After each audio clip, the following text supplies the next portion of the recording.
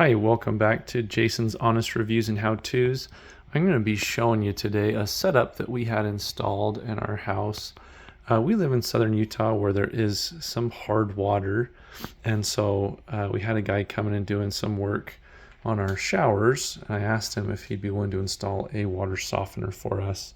Now, I'll be honest, this was not the one that he recommended, but we kind of were in a situation where we needed it, and we were going to be out of town, and this was one they had at Home Depot, and he said, it'll be great, so it'll be good enough. I haven't had any issues with it. I mean, what does a water softener do, right? It just softens the water, so pretty straightforward.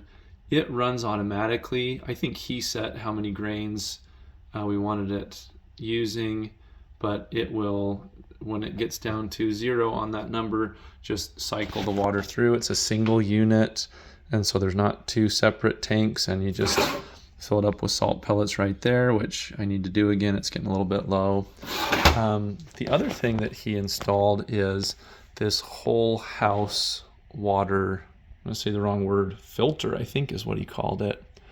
And this one is from Pureplus, and I'll put all the links. I bought all the stuff and he just installed it, but you can see there's definitely some red dirt here. This is what the original filter looks like, and so it's gotten a little more red. It's not terrible, but to be frankly honest, I mean, it's not really probably going to make a difference as far as taste of water or anything else. I do feel like some people say there's a little bit of a kind of sliminess when your water is softer. I feel that maybe a little bit like showering, but it's not bad. I have definitely noticed, let me turn this around for a second. I have definitely noticed less deposits, less hard water on our faucets, on our walls in the shower. We were really having a big problem with that. In our dishwasher, all the things you'd expect. So yeah, I know there's a lot of different water softeners and whole house water filters out there, but I just wanted to give a quick look and review at the ones that we're using, and it's probably been 8 months now we've had them.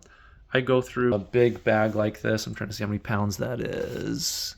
40-pound bag, probably a month, and I'll try and keep it topped off. It's a little low right now, but yeah, and those are $8 at Walmart or something.